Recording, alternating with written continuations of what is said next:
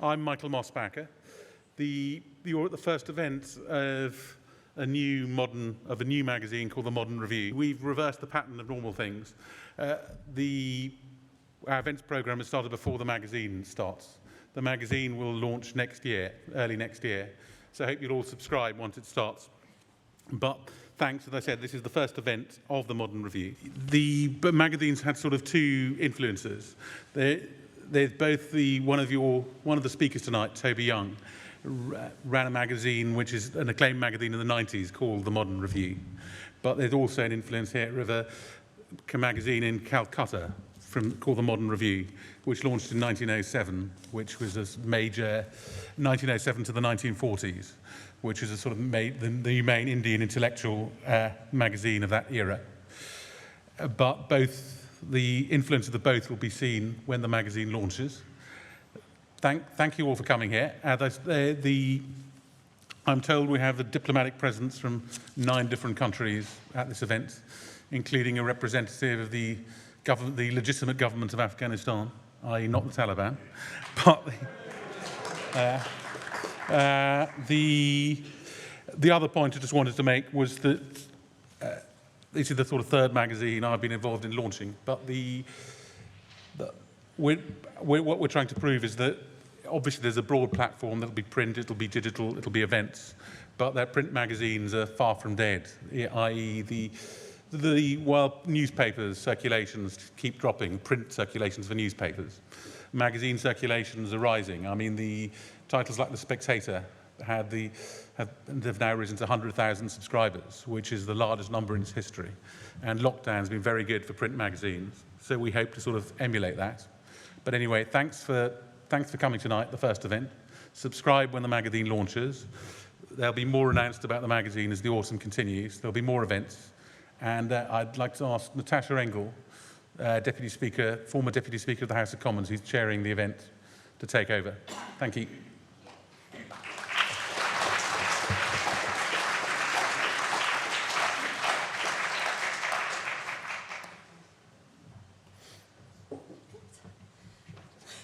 Thank you very much, Michael. And thank you all very much for coming. I was absolutely terrified that I was going to fall up those stairs, so first test passed anyway. And really what I wanted to do was, we're going to have a vote first of all, right at the beginning. We're going to have another vote right at the end.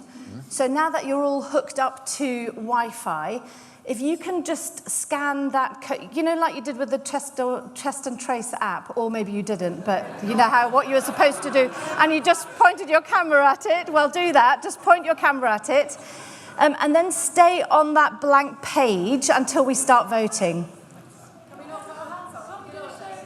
No, this is going to be like really sexy graphics. No, we've got really amazing graphics, so that we can see live voting. So have a look at. You've scanned it all in. You've got the blank page. Okay, so I think we're going to start with the vote. Right. Okay. If everyone's got their blank page up, could we have the graphic with the motion? Oh, no. So Slido.com. So you've still got the Slido.com on the other side, on that side. Wow.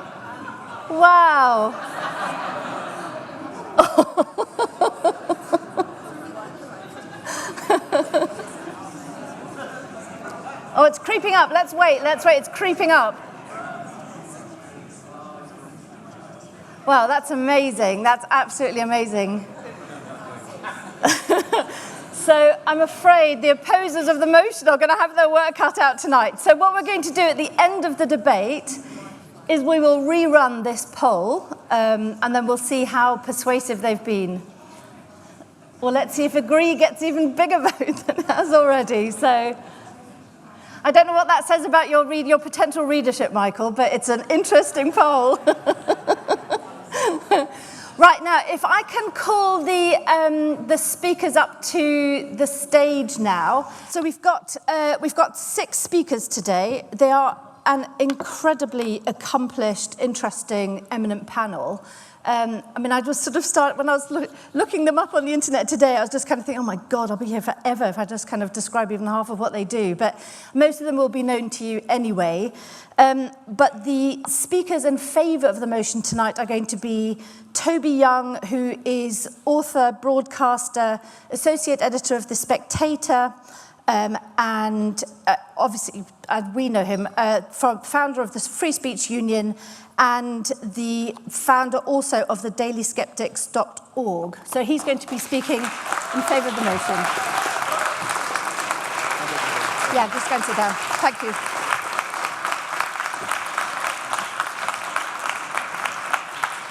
And next we have Luke Johnson, who is businessman, writer, serial entrepreneur. He's a former chair of Channel 4 Television and has owned, started and run various businesses, including restaurant chains, as varied as Pizza Express, the Ivy, and now Gail. So, hello, Luke. Are we all on one side? Yeah, actually, that's a good idea. And finally, we've got Carl Heneghan, who is Oxford Professor of Evidence-Based Medicine, clinical epidemiologist, an NHS urgent care doctor, and practicing GP, is that right? Correct. Fantastic. Thank you very much, Carl. Oh, big cheer.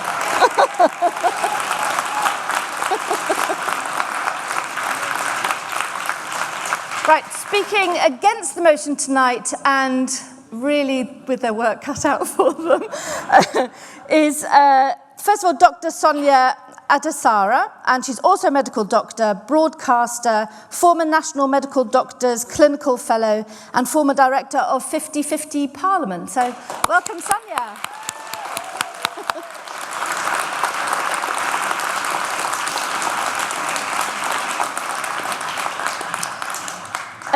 Dr. Andrew Lilico, where are you? There you are.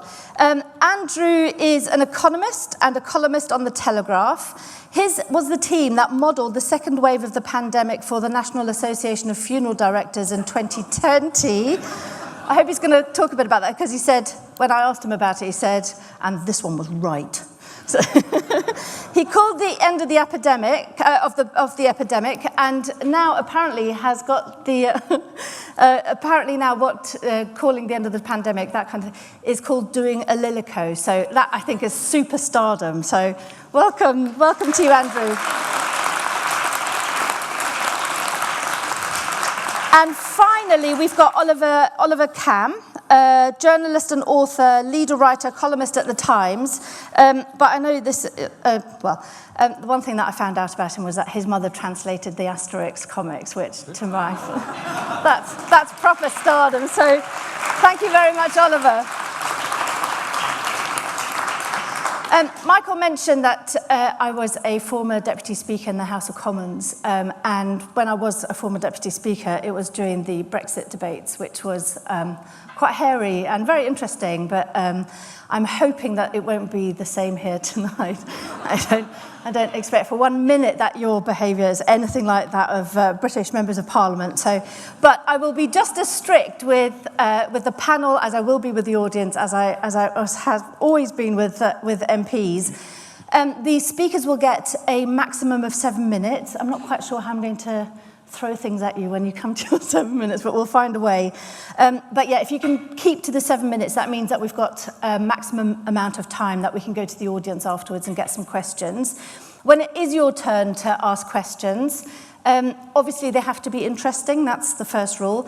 But secondly, also quite brief and obviously always polite. And then hopefully we'll get as many people in as possible. And we're aiming to finish the event at about 8:30, 8:45. So hopefully that will get us going. So to start the debate, we're going to have opening for the proposition is Toby Young.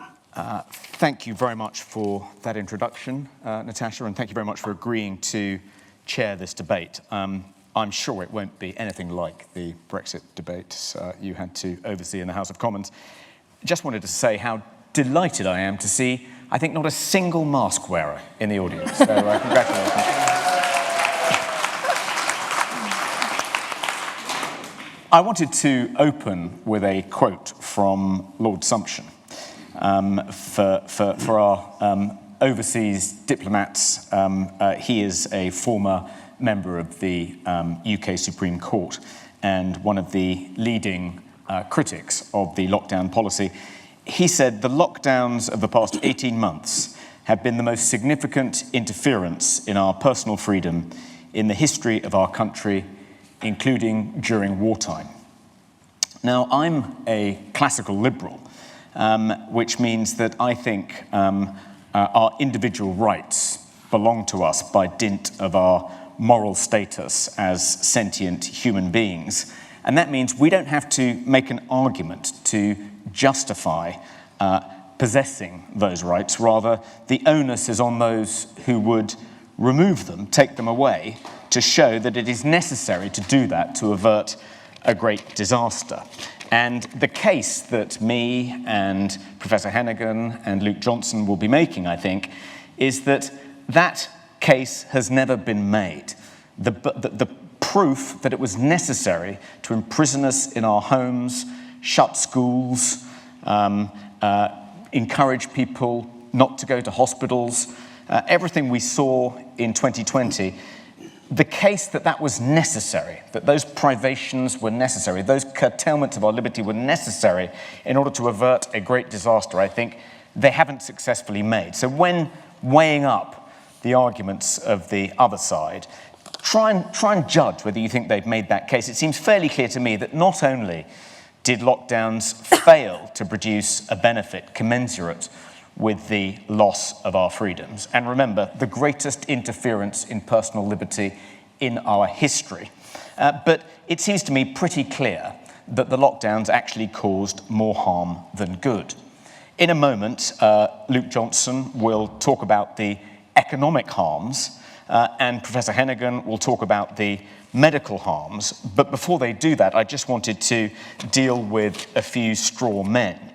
So let's just do a quick canter through the economic harms. So in the last annual economic cycle, the UK's GDP shrunk by 9.9%, the greatest contraction since 1709, which was the year of the Great Frost. The IFS has estimated that keeping children out of school for 6 months of last year, in addition to all the other harms that did, will mean that that generation of school children it'll have such a negative impact on their lifetime earnings that will cost the Treasury in excess of £100 million in lost tax receipts.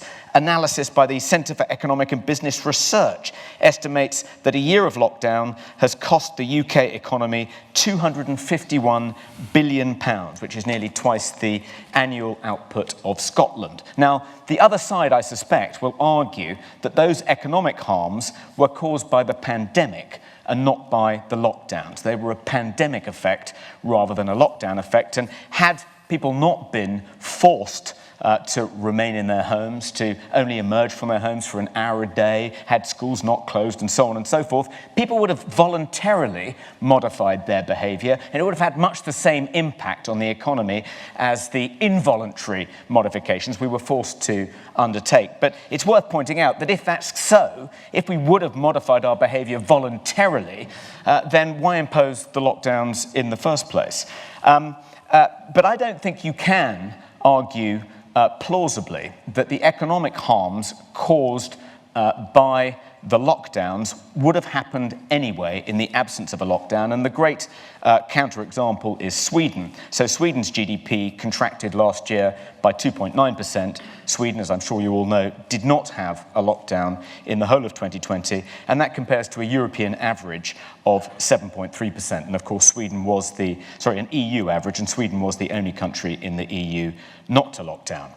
So I don't think you can claim, it may well be that in the absence of a lockdown, there would have been some economic harm caused by people adjusting their behaviour, but I don't think it would have been anything like as great as it has been as a consequence, I think, of not just the pandemic effect, but the lockdown effect as well.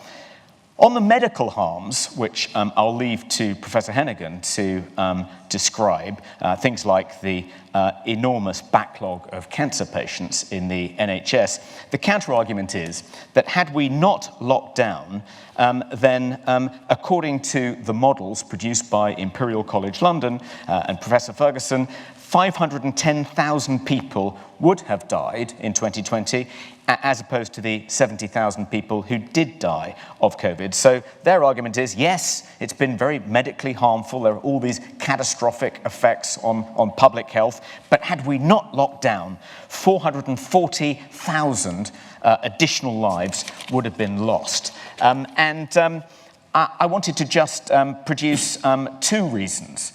I'll try and confine myself to two reasons why I don't think we can trust that projection produced by Neil Ferguson and his team.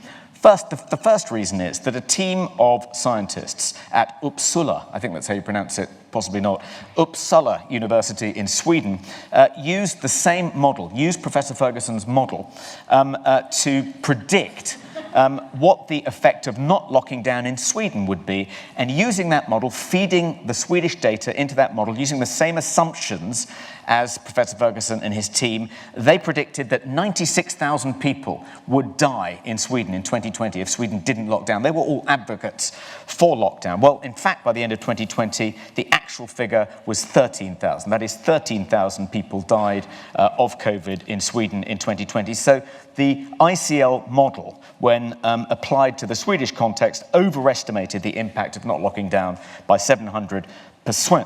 And as I'm sure you all know, Sweden's all-cause mortality in 2020, adjusted for age and population size, was below the European average. And of course, Sweden was the only country in the EU not to lock down.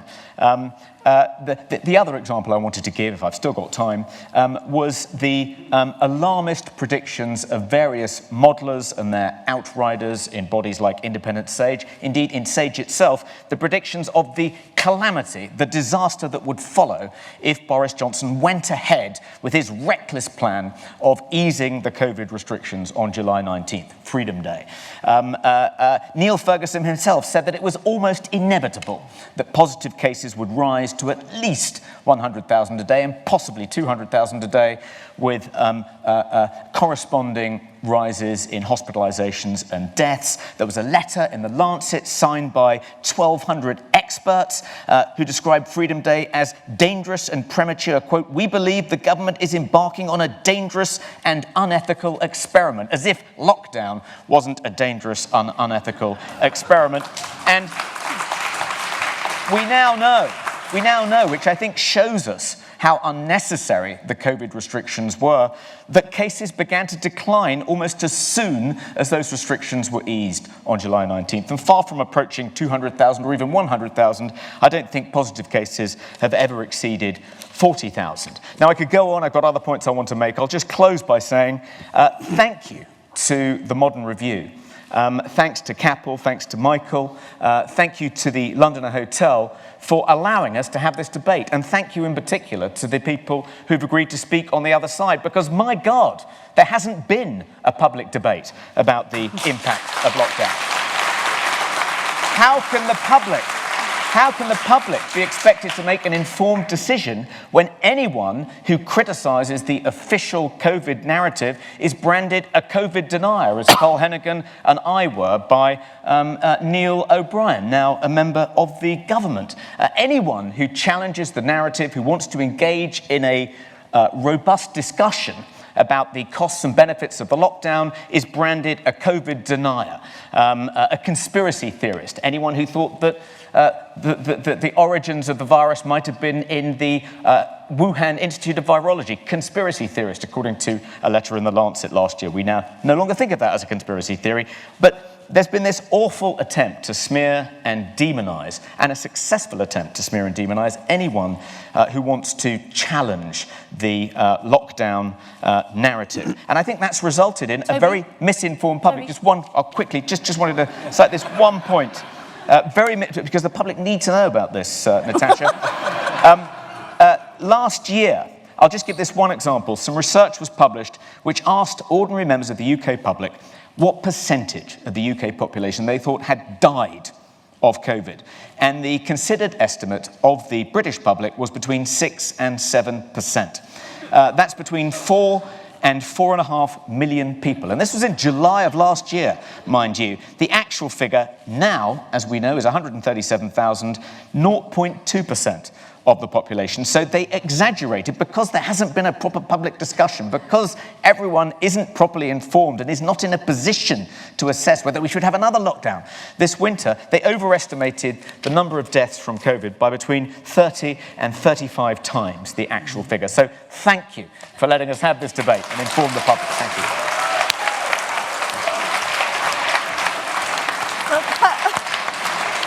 Thank you very much, Toby. Obviously, Oliver's going to show us how it's really done by keeping absolutely to the 7 minutes. But thank you very much, Toby. Thank you, Oliver. Thank you, Natasha. Good evening, ladies and gentlemen. I'm very glad to be speaking at Modern Review's inaugural debate. I wish it very well. I am, however, a tad perplexed at speaking under or against a motion of this wording. It is very unusual to have a debate not on a matter of policy, not on a prognosis, not on a recommendation, but on a matter of history. I need hardly point out that Britain is not in lockdown. Measures of public health, such as social distancing and masking, are not mandatory. They're not legally mandated. If you travel on the tube, it is required but not enforced. I state this utter banality, not to tell you anything you don't know, but to point out that there is, I think, something else going on with this debate, and I will allude to it in my closing remarks. And also to point out that some of the strands of opinion in this argument over the last 18 months, the type of notion that the pandemic and the lockdowns to mitigate and deal with it are a conspiracy of big pharma or big government or the World Economic Forum to institute social control or depopulate the world. And some of you are giggling, but Toby has not been scrupulous about distancing his website from this strand of opinion, and so it is entirely reasonable for me to point this out and to observe that the fact that we are not in lockdown, even though there was, on yesterday's figures, a 15% rise in COVID cases on the week, even though there are 100,000 children not in school because of the pandemic, even though we only started on Wednesday of last week vaccinating teens.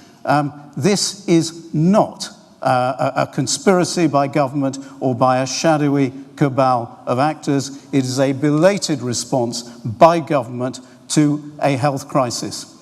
And I somewhat demur from Toby's depiction of his movement as lockdown skeptics. Skepticism in the tradition of David Hume and the empiricist philosophers is about apportioning belief to contingent factors. It sways, it apportions belief according to evidence. It is not a matter of dogma. I have heard and I have followed Toby's arguments and those of his comrades over this crisis. They have broadly taken the line of, there will be no second wave. Cases rose. It's a case-demic of healthy people. Hospitalizations rose. Excess deaths are the proper measure. We had a second wave more devastating than the first. And now we have the Alamo of the anti-lockdown zealots. I won't call you skeptics, zealots, which is lockdowns don't work, they would have died anyway. And this proposition has at least the dubious merit in a string of dogmatic assertions of not being falsifiable, or at least of not being easily falsifiable. And we can at least, however, reflect on the type of argument it is. Ladies and gentlemen, if lockdowns don't work, then the germ theory of disease is wrong. Of course lockdowns work. They work by cutting social mixing. And if you look at comics data depicting contacts allied with Google mobility data, the extent, the incidence of social mixing more or less exactly tallies with the waxing and waning of the pandemic. Of course it does. That's what a transmissible disease does.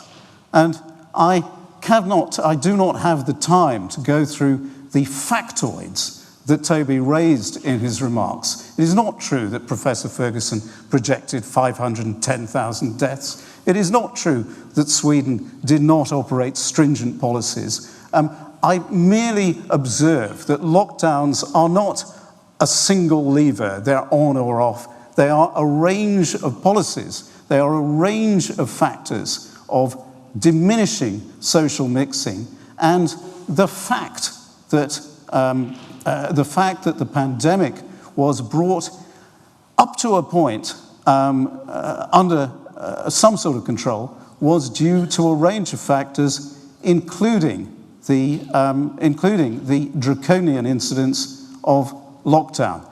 Of course, there are collateral harms to such a policy, and Toby anticipated some of the remarks on my side without depicting them accurately, I regret. Of course, there has been a precipitous recession, economic recession, a decline, a contraction in output and employment. Of course, there has been an impact on mental health. Of course, there has been a rise in hospital waiting lists and cancer operations not being done. But the counterfactual is not what would have happened in the status quo ante. The counterfactual is what would have happened if draconian action had not been taken. And my view is there is something missing in the proponents' side of this debate, which is the question of trade-offs, which is the question of costs. Some of you will remember, many of you will remember, that on breakfast television a couple of months ago, the chat show host Richard Madeley asked Professor Susan Mickey, a member of SAGE, he raised the question of whether her politics, she is a long-standing member of the Communist Party, lent her support to draconian measures of social control. Many people on my side of the debate thought that that was an improper question. I do not. I think that scientists ought to declare their interests, and I do think Toby himself has cited me on the question of communism approvingly, so I yield no one in my own animosity to totalitarian ideologies. If you hold to an anti-liberal ideology, then yes, I suspect you probably are given to a greater insouciance about constrictions on civil liberty. But we're not talking about theoretical debates on civil liberty. We're talking about the reality. And the reality is that last Christmas, when the Alpha variant was raging, hospitalization rates had reached 4,000 a day. We were one doubling away from, in effect, a collapse of the NHS. Doctors had to triage patients. People died unnecessarily who need not have done. And we were one doubling away from a complete disaster. Now, it doesn't matter who would have been Prime Minister. Boris Johnson, everyone knows that if he were merely a Telegraph columnist, he would probably be sitting on that side of the debate. But the decision was not taken by Boris Johnson to lock down in January. It was taken by the coronavirus itself. Because if you are in office, you have to attend to the facts on the ground, not the facts as you would like them to be. In my view, that side of the debate does not consider costs, does not consider trade-offs, does not take account of the reality of the position. And I don't particularly care about the fact that you are all, almost all, on his side. Of course I'm going to lose this debate. Of course I am. But this isn't really a debate about policy. It is a statement of political identity, ladies and gentlemen, and we all know it, whereby a dogmatic, obscurantist, right-wing position that is not classical liberal, as Toby claims. Bring it on, bring it on. That is not classical liberal, as Toby claims. That is not limited government in the noble liberal tradition, but minimal government, heedless of public health, heedless of public welfare, has already done a lot of damage to this society, this nation, this culture, and ladies and gentlemen, I've had enough of it. Thank you. Thank you very much, Oliver. Thank you both for raising the temperature of the debate and being so friendly to the audience. I'm sure you've won them all to your side. So the next speaker is Luke Johnson against a proposer of the debate. I'm not going to be as personal as the last speaker.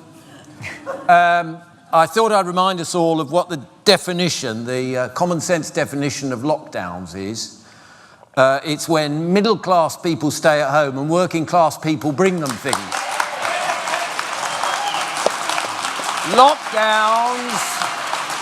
Lockdowns are medieval, indiscriminate, blunt instruments. And when people say, we're all in this together, are they talking a lot of BS? Yeah.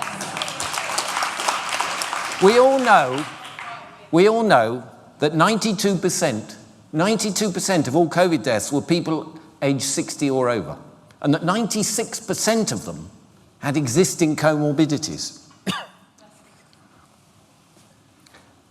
Now, the harms of lockdowns are multiple and often medium and longer term in their impact. So it's quite easy for the lockdown promoters and the lockdown zealots to make their case because the deaths are on telly every day. But the damage to education, our physical and mental health, our culture, the increase in inequality, many of these harms, which have affected tens of millions of UK citizens, most of whom were never at serious risk from COVID. The government have spent well over £400 billion on dealing with this crisis, which is self-inflicted. Now, supposedly, Neil Ferguson said 375,000 lives were saved by lockdowns, which is £1 million plus per life. But if we were being scientific about it and dealing with facts, we would deal with quality-adjusted life years, which is the measure that NICE use. In fact, we spent at least 5 times as much as would have been justified by this disproportionate and utterly unrepeatable measure. We've taken national debt to over 2 trillion. That's got to be repaid someday. Amongst the most egregious harms are school closures, virtually no benefits, but very significant damage to our children for years to come, with missed learning, anxiety and depression, loneliness, lack of human contact, play and sport, exaggerated fear they've suffered. What about the rise in abuse in homes? What about the fact that apparently, according to ONS, more than 1 million more adults now drink over 50 units of alcohol per week? What about the likely rise in insolvencies and personal bankruptcies? The lost economic output from lockdowns, probably hundreds of billions. Serious permanent scarring of the country economically and otherwise. And businesses and individuals are yet to face the issues of rent arrears and evictions, bad debts with banks, and the problems of the money they owe HMRC. All that is yet to come, and watch this space for the horrors of the bailiffs and bust companies just starting. These are not larger companies. These are small, medium and independent businesses and entrepreneurs ruined. Lockdowns and fear propaganda and COVID obsession has led to a near collapse of the NHS. Despite well over £200 billion being invested in the NHS last year, a 40% increase, there are over 5 million people waiting for treatment, up 40%. Much of the country now unable to access GP surgeries because of COVID. Enormous and growing mental health crisis. The ONS has reported a doubling of depression across the country since lockdown started. Self-harm, suicide attempts, eating disorders, addictions, homelessness and so on. The list goes on and on. Overall, the government's catastrophic responses, such as decanting infected people into care homes, the incoherent plans regarding travel, masks, tears, wasted money on one thing and another, the one area the government did fantastically well, and their advisors did a magnificent job, scaremongering. Propaganda, which was an essential partner to the lockdowns. They were like that. Hundreds of millions spent on messaging to frighten the country stupid. Now probably millions remain locked away, agoraphobic, hypochondriac, neurotically stressed, obsessing about daily cases. Meanwhile, the academic, professional, public sector, political communities who approved of lockdowns because they were insulated, working from home, safe jobs, middle-aged, nice homes, saved money with no commuting. Many didn't even have to work so hard. These constituencies made all the decisions, but their lives were barely impacted. They didn't care about the collateral damage, and they never did a proper risk-benefit analysis of lockdowns. The poor here and in the developing world have actually suffered the most. The 1% have vastly enriched themselves during lockdowns. The digital billionaires have become much richer, property owners, those who own equities. So the richer get richer and the inequalities have risen. And as David Nabarro of WHO said, we at the WHO do not advocate lockdowns as primary means of control of the virus. It seems we may have a doubling of child poverty next year and a doubling of child malnutrition. This is a terrible, ghastly global catastrophe. All life is trade-offs, I agree, but none were made during lockdowns. Universal imprisonment and closure of society, draconian, dystopian and disproportionate, whereas targeted, focused protection of the vulnerable was always a more rational and proportionate response. Thank you very much.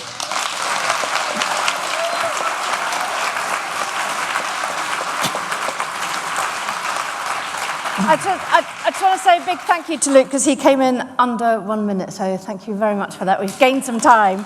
So the floor now goes to Andrew Lilico to oppose the motion. Thank you very much. So I'm going to tell you a little bit about what I think that about a thing called externalities, which are important in policymaking. I'll tell you a little bit about how I would understand what a lockdown is and how they differ between countries, what the legitimate purposes are of a lockdown, and what effects I think that they had in the UK. So let's start with the idea of an externality. So it's a familiar idea which is quite important in lots of areas of policy. If you decide to have a rock concert in your back garden, then you pay for the rock concert, the rock musicians come along and they have the rock concert, and that's a transaction. But there are some people who are affected by that who weren't involved in that decision themselves, your neighbours and so on. In a similar way, there's a similar idea that people use for this. So if you buy some smoky fuel and you run that through your chimney, then you've paid some money to the coal company, you've got the benefits of the heat, but your neighbours then get lots of smoke.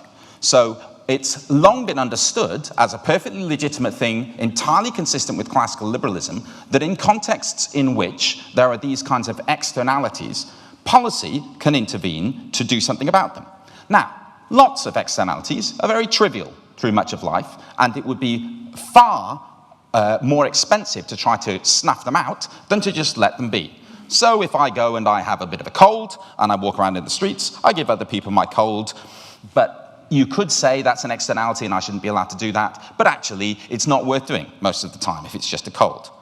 But when you have serious disease, which is going to cause very widespread numbers of deaths and the collapse of your health system, then you face a different kind of a problem. You can say, well, okay, there are a number of different things I could do here. I could have some very limited restrictions. I could ask the public to make some voluntary restrictions of their own behaviour, or I could impose some quite strict restrictions, or maybe I just take it on the chin and bear whatever the consequences are of these externalities. One thing that I want to point out here is some of those things may be tolerable, they may not lead to disaster, but that doesn't necessarily mean that they're ideal. In particular, it might be that if you just asked people to be restrained in their behaviour, they would restrain themselves enough that that wouldn't be an absolute catastrophe. But that doesn't mean it would be the best thing.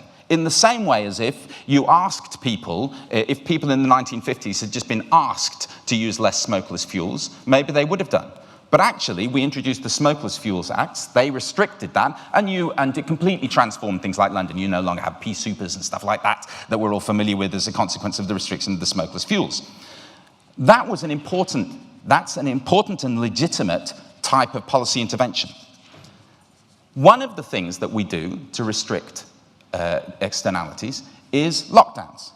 Now, I think there's an interesting question about exactly how we understand a lockdown. It's a wide word, and it covers quite a wide variety of different things that happen in different countries.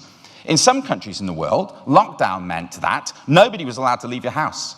You weren't allowed to walk, and so my colleagues in Spain, we were all kind of complaining about how long lockdown was going on in July last year, and my colleagues in Spain were saying, well, you know, he for the first time for whatever it was, 10 weeks or something, he'd been allowed to walk around the block with his daughter, right, for once in the day.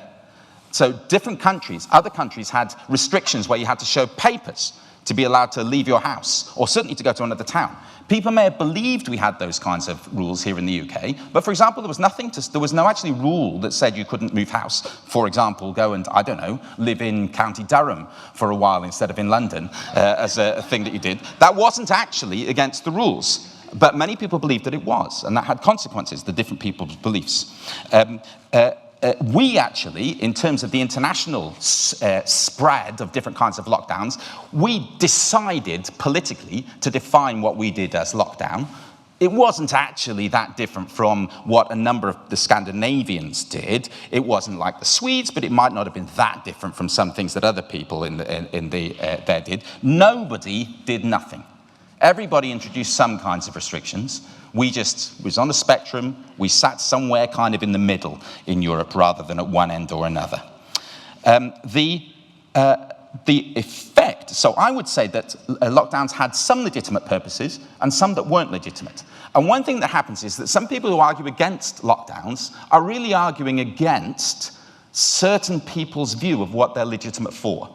So I would say it wasn't legitimate to have a lockdown as part of a long-term suppression strategy. So suppose that this thing had been going on for 4 or 5 years, and we were going to say, well, what we're going to do is keep the numbers down by every 3 months we have a lockdown for a month, something like that. The sawtooth concept, which actually was one of the things which appeared in the imperial documents from March 2020. I think that would have been quite illegitimate as a way to do things. An attempt through lockdowns to maintain suppression over a long term would not have been right. But there were some legitimate purposes. So one, if you happen to be New Zealand or Taiwan and you could do a short lockdown and then eliminate the thing, okay, that would have been one kind of legitimate purpose. I don't think that was ever available to us in the UK. There are 2 other kinds of things that were legitimate. So one was to prevent your health service from being completely swamped to the point at which hundreds of thousands of people who would have survived quite straightforwardly with treatment then die, not because they're dying from the disease, but they're dying simply from lack of care. And we know that that was a material danger because what happened in India last April was that their health system was totally overwhelmed in parts of India with the Delta variant wave that went through there. And the death rate when people were not treated was about 5 times as high as when they were.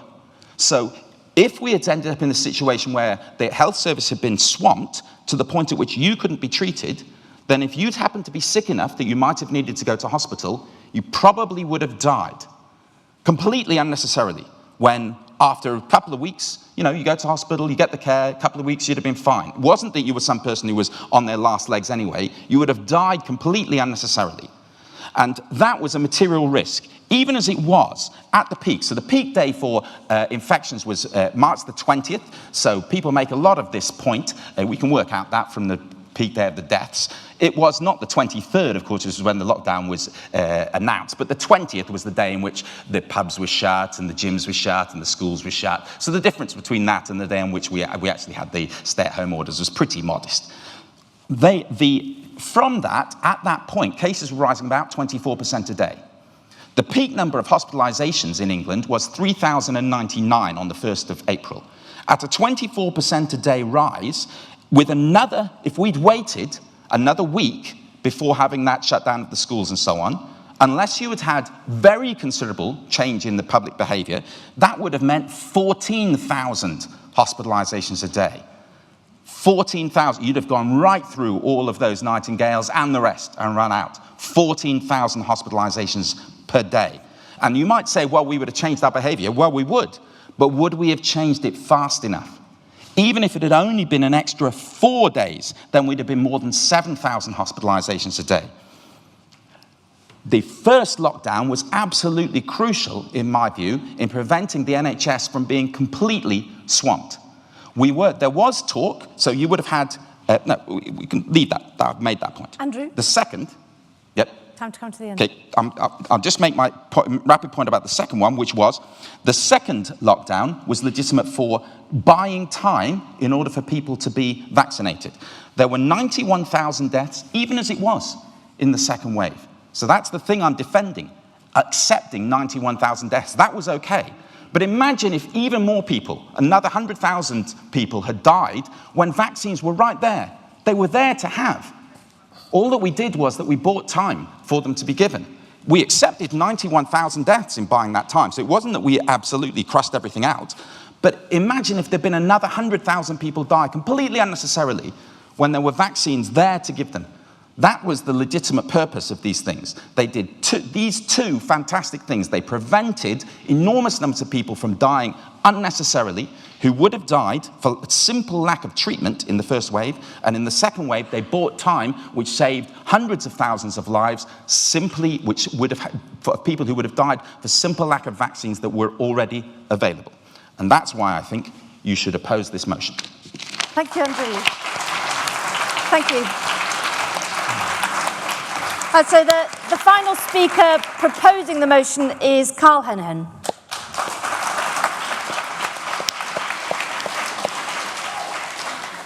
I'm feeling quite anxious, aren't you? I want you to take back on your journey, though, because you mentioned the dates, March the 23rd, going back 18 months. Everybody's been on a journey, haven't they? And in that journey, I assume at times you've changed your mind about some of the issues around the data. You probably stopped panicking, but some people are still panicking 18 months in. Now, panic's really interesting, isn't it? It does a lot of interesting things to us. It sends you to the petrol station rapidly to buy petrol. Now, go back to 26th of December. That's an interesting date, because that was Boxing Day. On Boxing Day, I worked urgent care. I'm not one of them plastic doctors who does one session a week, goes on social media once a year and says, I'm protecting the NHS. I actually have worked for 20 plus years. Now, the language was, there's a new Kent variant. It's more deadly, it's explosive, and it's out of control. Now, just look what happens when you go and buy petrol. Think about what the impact is on you on your healthcare decision-making. It has two important issues.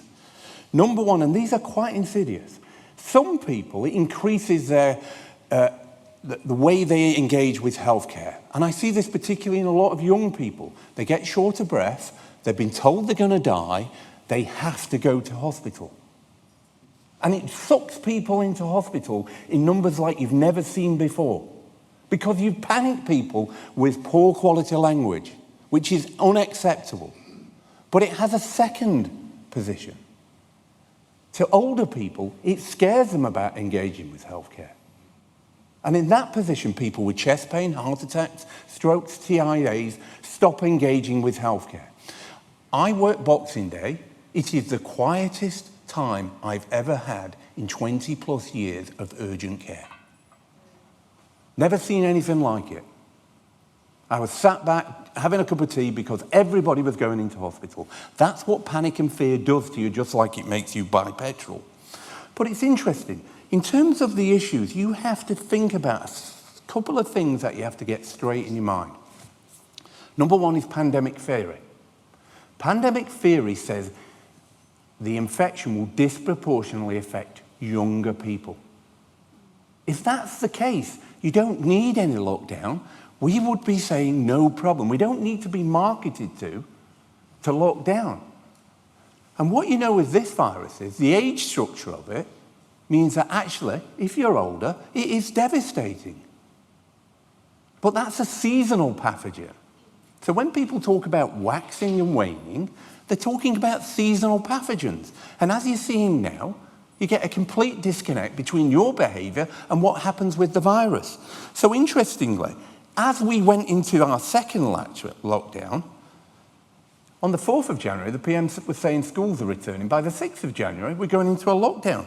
But cases had peaked at 69,000 on the 4th of January.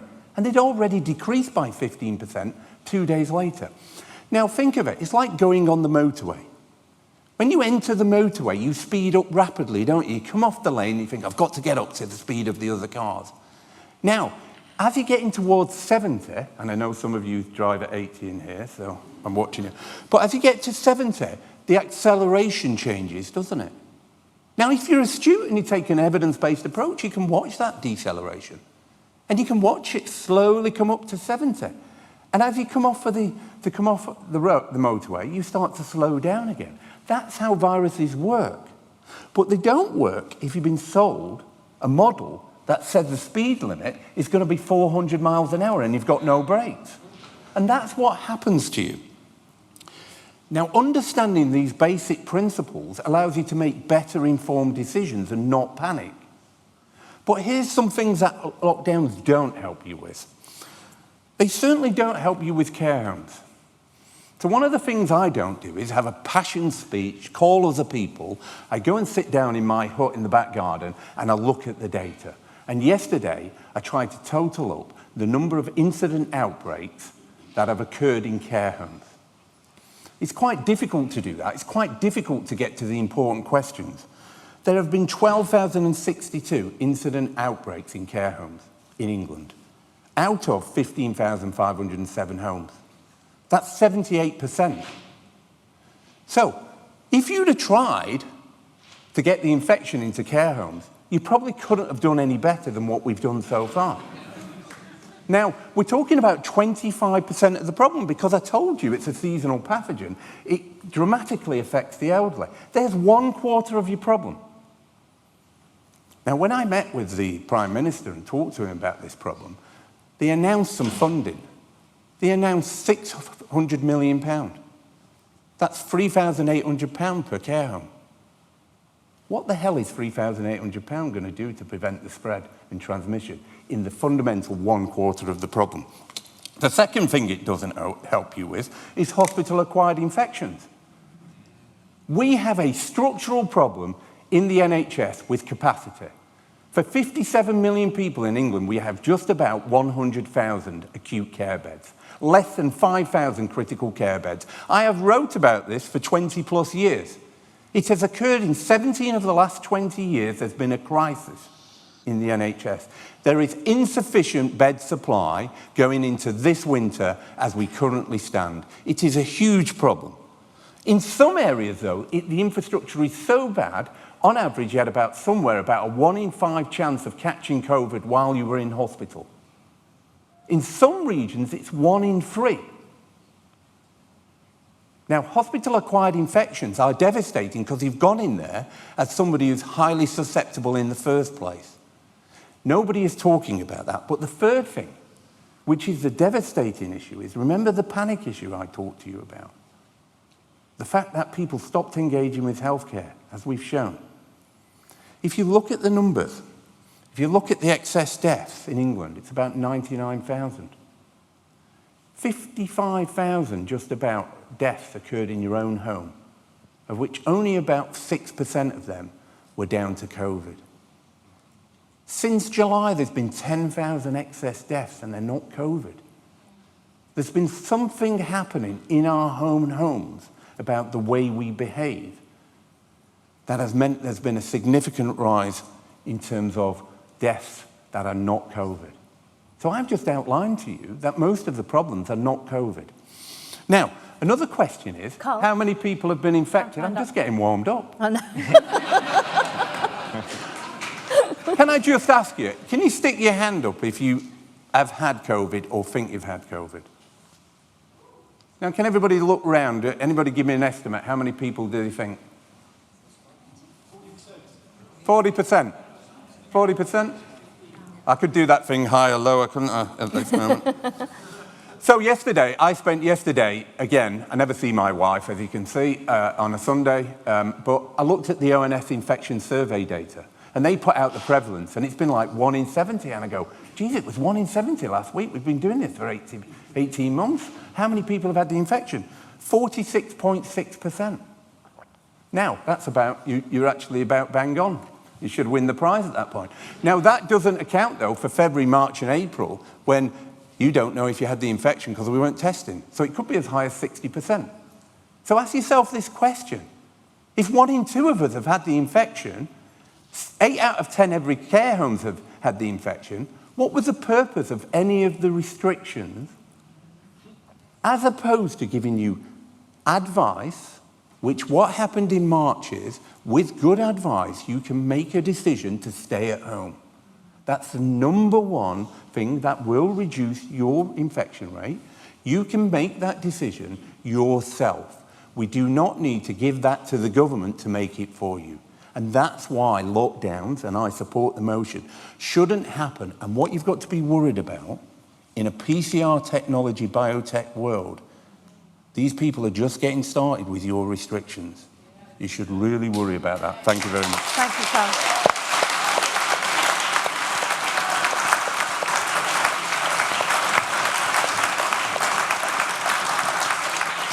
Thank you very much, Carl, for that. And we've now got the final speaker for the opposition to the motion is Sonia Adesara, who's got her work cut out for her. But big round of applause for Sonia.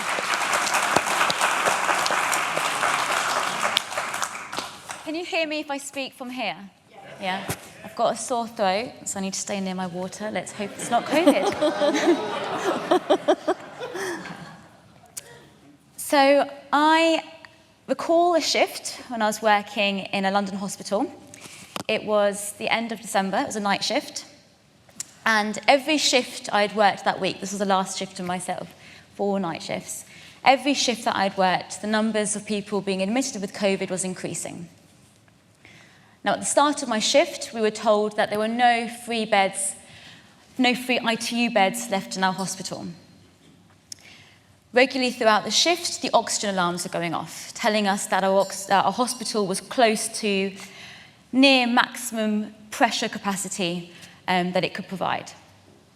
We had sometimes 2, sometimes 4 people in A&E cubicles that were meant for 1 person. And by the early hours of the morning, I had 3 gentlemen. One was in his late 40s, the other 2 in their 60s. They had COVID.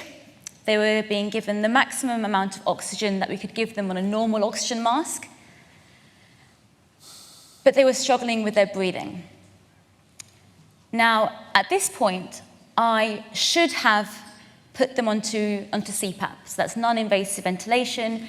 It allows us to give them oxygen at high pressures, open up the airways, and it allows them to get oxygen into their bodies. But I didn't.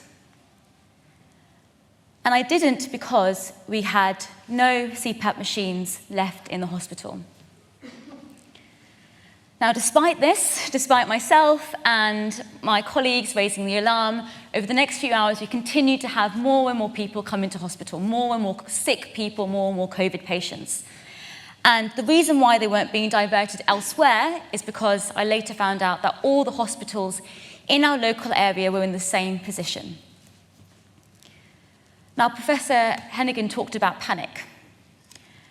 And I can still now, as I tell you this, I can viscerally feel that panic that I had, and it was in my stomach. It was this knot that I had in my stomach as I was watching these 3 gentlemen over the next few hours, because I knew if any of them were to start to deteriorate, and with COVID, people can deteriorate very quickly, I knew we'd have to make a decision about who in our hospital would we have to take the CPAP machine off to give to one of these gentlemen. Now, I've been a doctor for many years. I have seen many deaths, and I'm comfortable with death.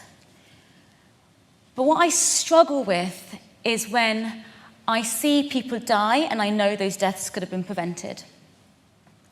And it's just complete nonsense to say that the lockdowns didn't prevent deaths.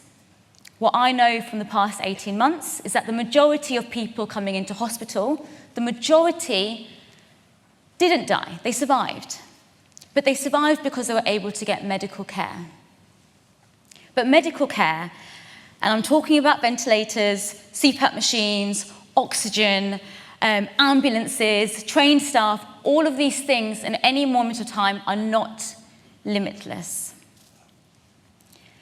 And I just want to touch upon the points which actually all three of my opponents talked about. You know, things, I thought this was an obvious point to make, but the medical harms that we're seeing, and I'm talking about, as others mentioned, the increasing waiting lists, the missed cancers, the people not attending hospitals due to fear of getting COVID, these are not consequences of lockdown, these are consequences of COVID. So it's really important that we don't mix these two. Two gaps. Now, I think it's important, and I agreed to speak in this debate today, because I think it's important, as Toby said, it's important that we reflect and we learn from how this government has handled the pandemic. And I agree, actually, with my opponents that the government's handling of this pandemic has been shambolic.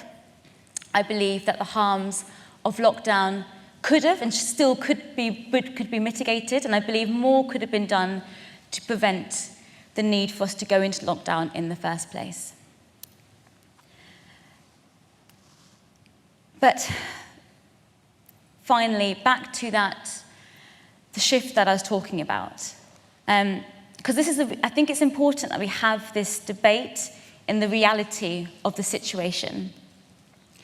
Now, those three gentlemen did survive my shift, but if those cases if admissions had continued to increase, as we were seeing increase, then we would have got to the point where people in their 40s, people in their 50s, people in their 60s could have died, and they would have died unnecessarily simply because they couldn't get the care that they needed. And yes, the harms from lockdown, the job losses, the economic harms, the social isolation, the mental health harms, these are serious and they cannot be overlooked. But the loss of a mother, the loss of your sister, of your son, and the pain when you know that death could have been prevented had they been cared for, I think that harm, that pain is deep, it is permanent, it cannot be articulated and it cannot be measured. So today in this debate, I guess what I'm asking you to think about is, can you justify knowingly inflicting that harm on someone else's family? Because fundamentally, that is the question.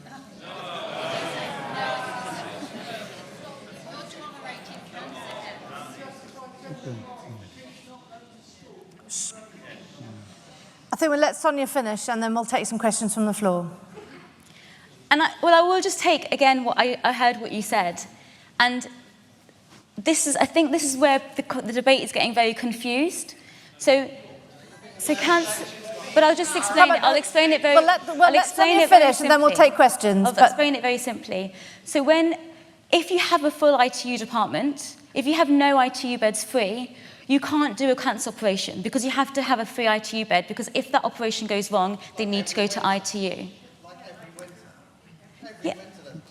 Yes, but there has never been a winter when I've had no CPAP machines. Okay, we're not having. Okay, thank you. We're not having conversations from the floor. Sonia, you've literally got about 10 seconds left. Okay. So if you want to wind up, then we'll start taking some questions. Okay, so I will finish. I personally don't think that the harm of losing a loved one, and we know that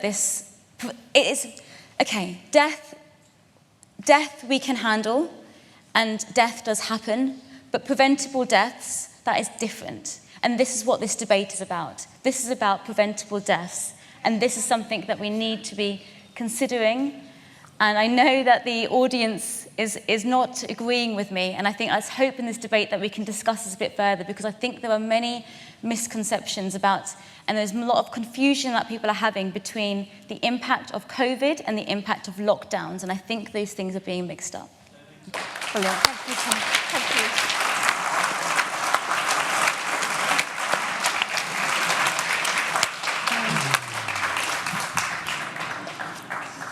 I'm going to move over here because I think I can see you better to get some questions. Can I just say a really massive thank you? I mean, we saw at the beginning the vote. We saw that it was quite heavily leaning one way, which is always difficult for speakers who are speaking on the opposite side. And I want to just say thank you very much for speaking with such passion against this debate. So thank you very much. And thank you also very much for the proposers for outlining some of the issues so well. So thank you very much, everybody. We've not got that much time because obviously the 7 minutes didn't quite happen. But in Parliament, it's great. There's like a clock that runs down, and if people sort of override their time, you just turn the microphone off. So unfortunately, that wasn't possible here. So, but anyway, thank you very much. We've got about, I think, if we take sort of a smattering of hands, if we can kind of keep it polite and not too personal, that would be great. And then what we'll do is we'll take a bunch of questions, not leave them too long, and get a round of answers. And then if we've got time again, then we'll take some more questions. I'll take the gentleman with the pink tie, with the blue shirt, and then the lady in the front here, first of all. Good. I'd like to take issue with the use of this word cases.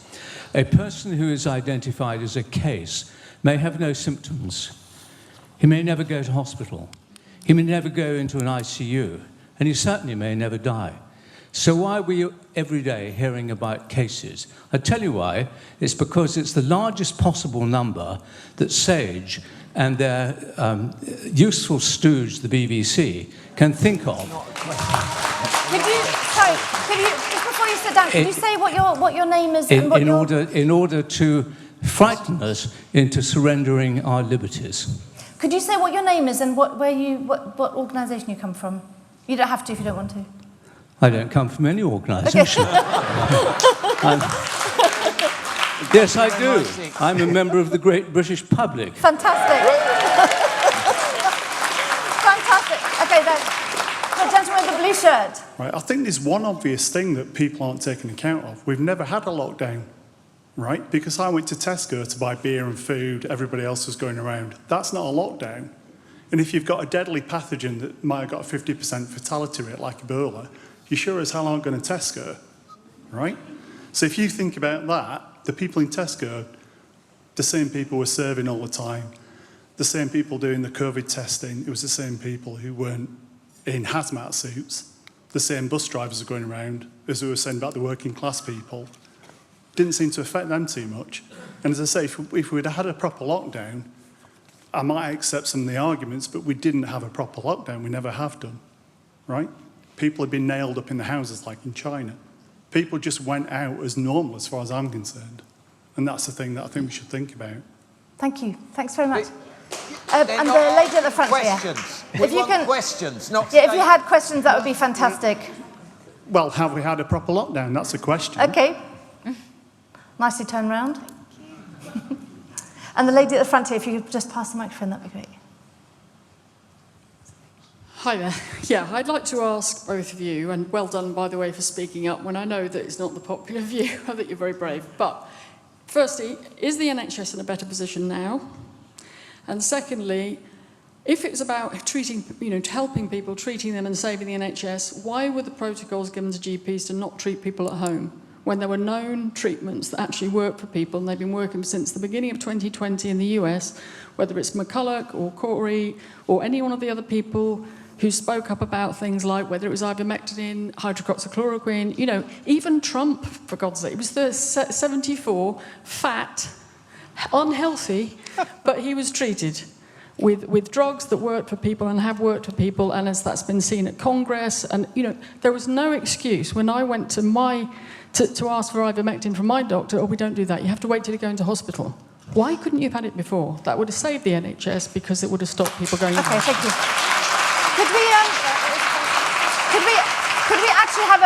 Could we actually just have a few questions from over this side as well? The gentleman at the back with the glasses and the lady with the brown cardigan, please. So I've heard about, COVID deaths, and you say that lockdown deaths aren't a thing. However, alcoholism relapses have increased by 1 million, and a person I personally knew got hit by a train while in relapse. I've also known that twice as many women have been murdered by their partners in domestic abuse situations. And also a friend's son disappeared 3 days into lockdown and has never been seen again. No body has been found, and he has never been heard from at 16 years old. But for me, while lockdowns have caused deaths, and that's a huge amount of harm, for me, the biggest problem and the biggest harm that has been caused by lockdown is the legitimised abandonment of all political protocols.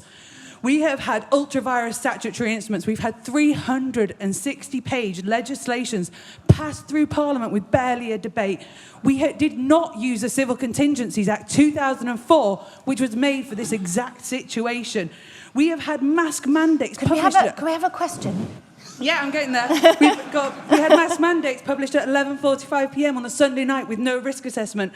COVID and lockdowns are but a symptom of a systematic problem that we have now lost control over. And this, I believe, is the biggest harm. So how do we now regain control over the political establishment? Great, thank you for getting to a question. And Michael, I'm really sorry to make you run around like this, but the gentleman with the blue tie at the front.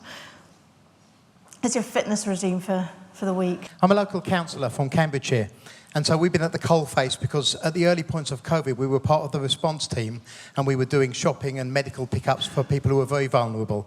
And so we've seen firsthand how absolutely terrified the elderly vulnerable people were that we were visiting, terrified out of all proportion with the threat they faced.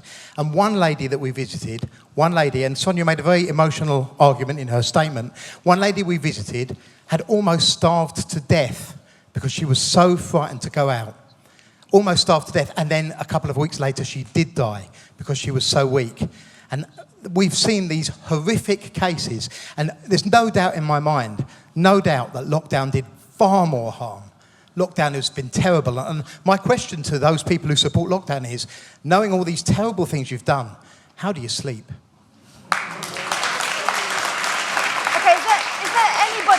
Is there anybody in the audience, just one final question, who is brave enough to say that they oppose the motion, who would like to ask a question?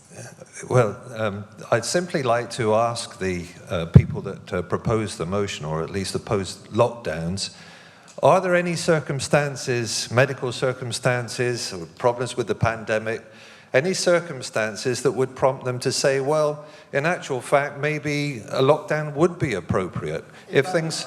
Oh, that's a very good question. That's a very good question. Thank you. Brilliant. All right, well, let's go to the panel. We've got, we might be able to, if the panel keep it brief, we might be able to get another round of questions in. What I was going to do was kind of try and sort of mix up the order a bit. Feel free to choose whichever question you want to answer. Obviously, some of them are more sort of geared to medical rather than, and some of them more political. So, but do feel free to answer any of the questions. So should we start with Sonia? Yeah, okay. I'll try and answer all the questions. I agree with all the points that you made. I think there needs to have been more scrutiny of the legislation that's been passed in Parliament. And I agree with I think you were making similar points. Yes, the harm from lockdowns has been great. And the mental health impact, what you discussed, has been huge. And I've seen that. And I now work in general practice, and I'm seeing that mental health impact. And as I said in my speech, we do need to be doing more to mitigate that harm. We could have done more, and we could be doing more now. Because like when someone comes to see me now in my general practice, and if I need to refer them to psychiatric care, there's a 6-month wait to see a psychiatrist. Now that's not because of lockdown. That's because of an underfunded NHS, which could be invested more in. And again, to your point about your elderly resident being scared and not leaving a house. you can understand that fear. People are fear of dying, and if you are elderly, there is a risk of death from getting COVID. So you can understand her fear of not wanting to leave the house. And as a society and as a community, we should have been doing more to help that, you know? And I think it's very sad that we saw, maybe it's a reflection of the society that we lived in, that we did hear these stories of elderly being just left, no one bringing them food, no one helping them with their shopping. And again, I think government and local government policies should have done more, actually, to mitigate those harms. Now, to your questions, and I think you asked me 2 questions. One about, is the NHS in a better position? We are in a better, well, the obvious answer is we're in a better position because we have a vaccinated population, and we know that the vaccinations reduce hospital admissions from COVID at the moment. That's what the data shows. We are not in a massively better position because, as Professor Heneghan spoke of, for many years now, our NHS has been running close to near full capacity. So the capacity issues that I talked about is still a problem. I know people talked about what happened to Nightingales and all that, but actually it's not just simply about a bed. It is about having those trained staff to manage those patients. And that hasn't increased because you can't just deliver an anaesthetist overnight. So we're not in a massively better position. The second question about why don't GPs manage patients at home? GPs were actually treating people at home. There's certain things that can be done at home, but for COVID, the only thing that can really we give people at home is we can give people oral antibiotics. And if a decision is to be made that they're going to die, then we can give them some end-of-life medicines at home. But for the rest of the management for COVID, and I'm talking about oxygen, things like the medicines that you need to put in through the vein, through the drip, that needs to be done in the hospital. And some of the medicines that you talked about, so in our NHS in the UK, we had a big trial going on throughout the pandemic, and there's certain medicines that we found to be effective, like dexamethasone, but many of the other medicines, some of the ones that Trump did, were found not to be effective, and that's why we haven't been using them. Brilliant, thank you. And should we go straight to the other medical doctor on the panel, Carl? I'll come to everybody. Thanks, really good questions. I'm going to take quite a few of them in sort of orders. The chap who talked about PCR testing and cycle thresholds is exactly right. What the problem here is, you use a test called PCR, which is an incredibly useful technology, but actually we're using it in the wrong way because we don't account for what's called the cycle threshold. And a CT value means the more times it goes higher, the smaller numbers of pieces of RNA fragments you can pick up. So by the time you're at a cycle threshold of 40, you can pick up 1 fragment on a person. And you can get that through contamination. Below 25, high chance of being infectious. 25 to 30, possible. Above 30, you're past infected or you're contaminated. So it would incredibly help us if the government decided to produce data that was accurate and could tell us how many people today are in hospital who are infectious as opposed to past infected. We don't even know. What do we mean by COVID as a definition? How many people actually have COVID or are in hospital and got it for some other reason and died with it as opposed from it? And these are important issues that we have to solve. Sonia's point is the NHS is in deep, deep trouble. Last September, I said as part of the plan we need an emergency 20% increase in capacity. And we've needed that for some years. But we don't need it from Nightingale hospitals, which cost us over £500 million, and we didn't use. We need 20% capacity in the community for people who are very elderly, who do not need to go to the high-tech hospitals. Just to give you the numbers, Germany has 33.8 critical care beds per 100,000. The UK has 7.3 critical care beds. London, going into the pandemic, had less than 1,000. This room would account for about a third of the critical care bed capacity for a population over 10 million. We are in deep, deep trouble. So let's not, that's what was being talked about there. I agree. It is terrible when you've got not enough beds, but we are in trouble. So that's one. The guy's point over there, this is interesting. Next week, we've got a review coming out from Collateral Global on childhood mental health. And that goes to your, I think, to your point. I was astounded to look at the evidence and say that about half of all mental illness is present by about the age of 14. Now, when you think about that and what we've just done, we have created a situation that I consider has been terrible for our younger generation. And there are two things that are protected: social connectedness and pro-social behaviours. Now, what we need to do for the elderly is have a sea change in how we view the elderly. Every single person who is vulnerable needs an advocate. And that individual should be the person who's nominated to take care of them, look after them. If they're in a care home, they can go in, irrespective of the fact there's an outbreak. Because if you do not go into care homes, people die. And they showed this in France, because if you have dementia, you stop eating, you stop drinking, you have nobody to point out what you should be doing. So we need to have a revolution in advocates for the vulnerable and the very elderly, which will help us with why we have to admit them, because we're like, oh my God, they've got nowhere to go. Now, remember where I started. It's visual. We can see the queues in the petrol station. We can panic for that. We can't see the very vulnerable elderly patients who are locked in their homes because they're hidden away. So advocacy is the way forward, and I totally support what you said. Brilliant. Thank you very much. Thank you. Andrew. Thanks so much. So there were various questions. So first of all, I'll address a couple of the things. There was a lady here and a gentleman over there that emphasised how significant negative impacts were of lockdowns. And I 100% agree. So I think that lockdowns are absolutely dreadful in terms of their impacts on people. Furthermore, it's not only lockdowns, really terrible impacts of things like restricting people's hobbies and social distancing and some of the losses associated with mask wearing and so on. These are all massive impositions on our lives, massively blighted lives as a consequence of them.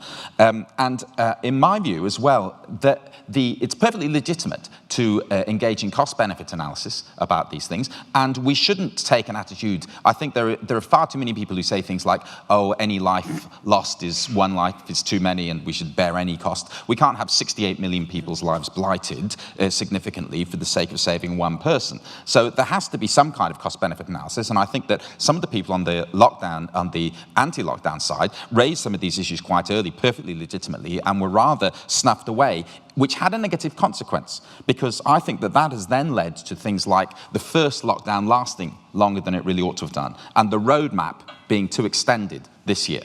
But you should not confuse an ability to critique things at the margin and say we should have perhaps have been a little bit laxer here and there, with saying that therefore means that the policy as a whole was wrong.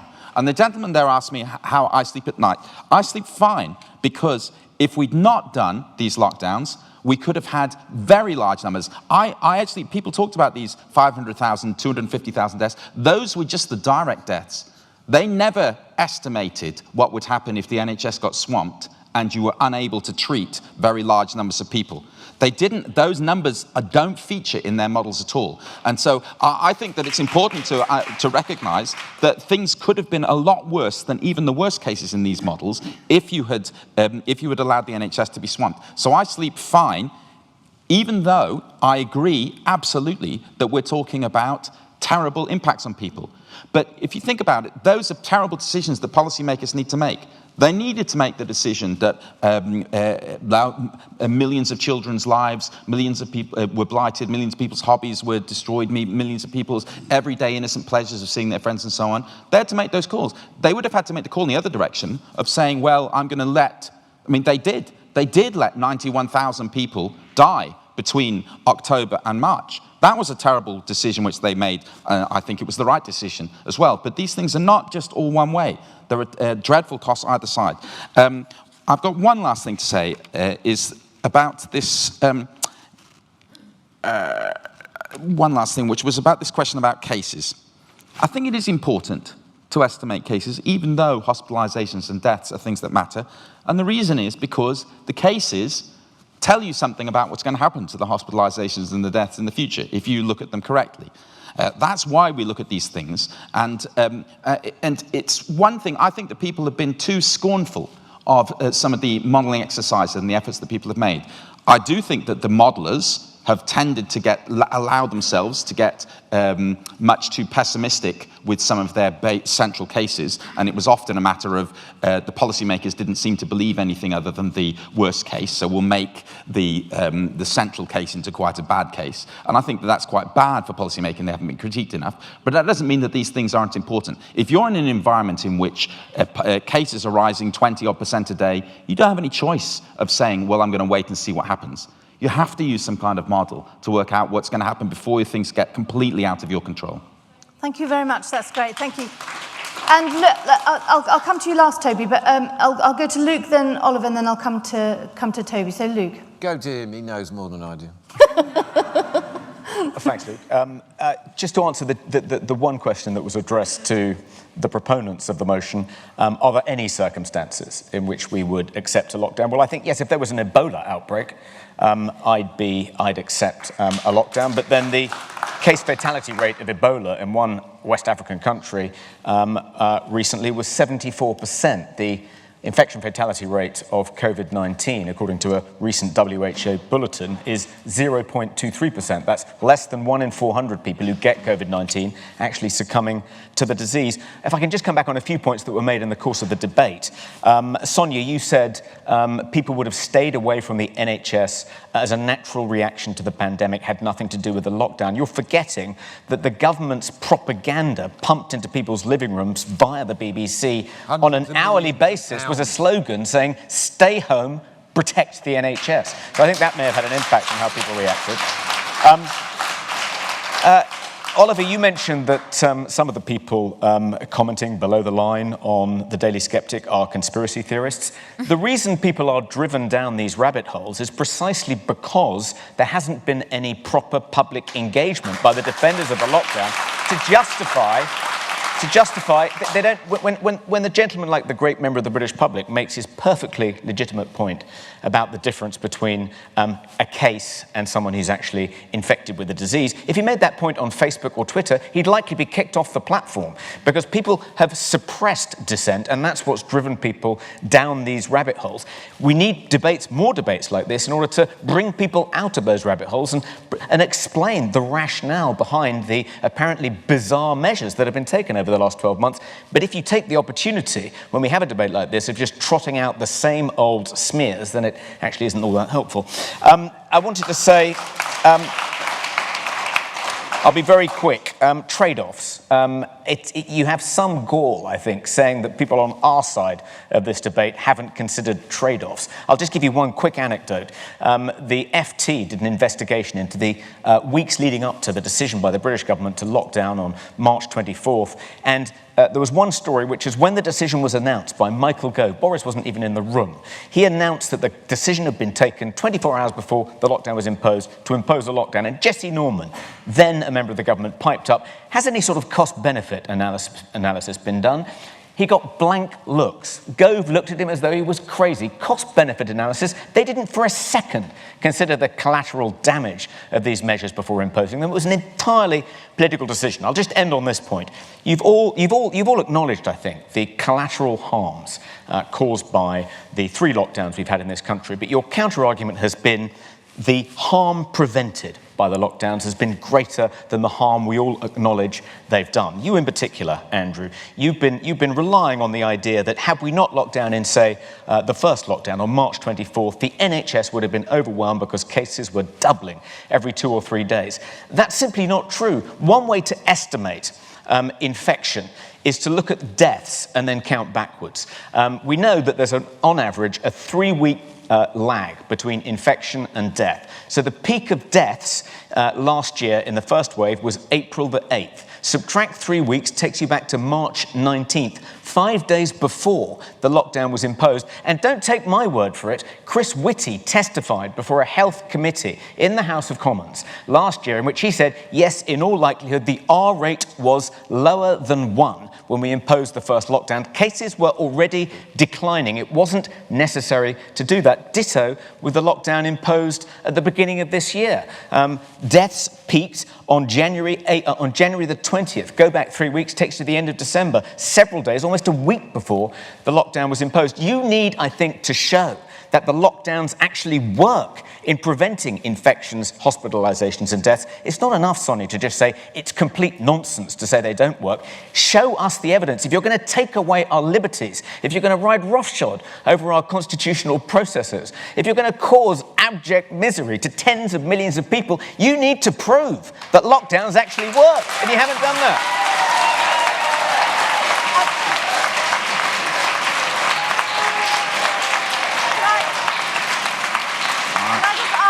Can I just ask Andrew, was there anything that you wanted to come back on? Because I don't think we're going to have another time for another round. But I know you're next. It's just he specifically spoke to Andrew. Just very briefly. Whether he wanted to come back on that before we round up. Just very briefly, it was a lag of about 23 days at the time. But because what happens is that when you have exponential growth, you have a spread of people around. It's not that everybody dies exactly 23 days. And one of the mathematical consequences of that is the average backwards time, it works out as about 19 days. So what that means is that the peak indeed was before, as Chris Whitty said, the lockdown on the 23rd. It was on the Friday, on March 20th, as I said in my own remarks, which was when the most significant of the restrictions were introduced on things like the closure of the gyms and the schools and things like that. So that's why it was. I happen to agree with you about lockdown 3 in that I think with the benefit of hindsight, tier 4 would have been sufficient to have got numbers down on there. We didn't actually have to go to lockdown 3 as it happens,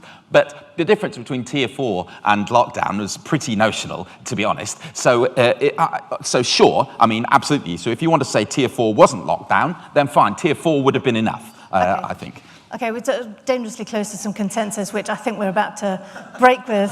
Oliver's final contribution. Yes, Toby, no problem. Consider this. Flu, which has a lower R, has been crushed during this crisis. Why do you think this is? Why do you think this is? It isn't because it magically transmits somehow differently. It's because of lockdowns. It's because, and this takes me to the point raised by the gentleman here, have we had a lockdown? Well, lockdown, as I said in my opening remarks, is not a single thing. It is a range of measures, and if you look at the stringency index calculated by Our World in Data, Sweden, for what it's worth, is roughly equivalent to the UK. If it had locked down harder, earlier, like Norway, would it have had no difference on deaths? Surely it would have had a difference. I have one or two other points to raise in response to questions. The lady here remarked on the range of collateral harms. You do not need to tell us about the effect on mental health and other salient issues of public policy. I've written a book on mental health called Mending the Mind, available from fine bookstores everywhere, which refers to the devastating impact of isolation on mental health. But I repeat, look at the counterfactual. The counterfactual was not the status quo ante. It was to allow the rapid, unmitigated spread of a disease that we know has direct neurological impacts and whose survivors are at greater risk of contracting psychiatric disorders. The lady, and you also mentioned the issue of mortality. The mortality rate... Okay, we're going to... I haven't got much time. But you mentioned mortality. We know, it's Nobel Prize-winning work by Angus Deaton, we know that mortality rates actually fall in recessions. They don't increase. It's a robust finding across countries. I have a couple more points. The lady here very kindly commended us on our side for expressing an unpopular view. Well, it is an unpopular view here, but I have to tell you, ladies and gentlemen, that you are outliers. I note with supreme complacency that we will lose this debate by a landslide in this hall, but public opinion is on our side because it is aware. It's not like Brexit where there was a narrow majority. It's not like Brexit. Let him finish. We'll have a vote in a minute. Public opinion is on our side because there is an absolute rock-solid sense, opinion polls, an absolutely rock-solid sense of civic obligation that you do not let those who are vulnerable, who in the absurd proposition, the Great Barrington Declaration, would have been locked down while the rest of the population became very sick. Please, this is not question time. And please, no, really, genuinely, let him finish. Okay, I therefore conclude on one point. I have done a lot of debates. I do it often. I'm not, so far as I'm aware, being paid to do this. I am here because I believe that even in this, if I may put it, rather outlier demographic, I believe even here, a proposition that is widely accepted across the political spectrum should be voiced. Sonia is here because she has her medical expertise and recounts what it's like on the front line of healthcare. And Andrew is here as an economist accustomed to assessing costs and benefits and trade-offs. I do not know of any sort of standard debating practice where speakers are shouted down and where speakers are shouted down and where the moral character of one side of the debate is lambasted in a way that asks us if we sleep at night. I think we're going to call it. Now, I am surprised that Toby, as chair of something called the Free Speech Union, has had nothing to say about this sort of behaviour, so Oliver, I will conclude on it. Thank you. This is not the way you conduct debates, ladies and gentlemen. Okay, can we just, all right, we are going to finish here, but I just want to say one thing. I mean, sort of, on the reverse side of what Oliver's saying, I think one of the things that, I mean, it's obviously a very, very passionate debate. People feel very, very strongly about this on both sides. And I think it's really important to recognise that actually both sides, although disagreeing passionately, I think both sides are motivated by wanting to keep people alive. It's just we agree, you know, we disagree on which way to do that best. So I think I think we have to accept that. I don't think anybody's sort of going out of their way to have lockdowns or, you know, have any sort of, you know, not having medical interventions in order to stop people from staying alive. So I think that's a really important final point to make. But now, the even more important event is to vote again. So we need the QR code up again. Do we know what, can we remember what the result was before? Was it 88-18? Okay, I think that's the final result. Defend the fear. And the final result, so before it was 82-18, and the final result after that debate is 86-14. So it's gone down. Sorry about that. Congratulations. Anyway, can I just say, yes, thank you very much.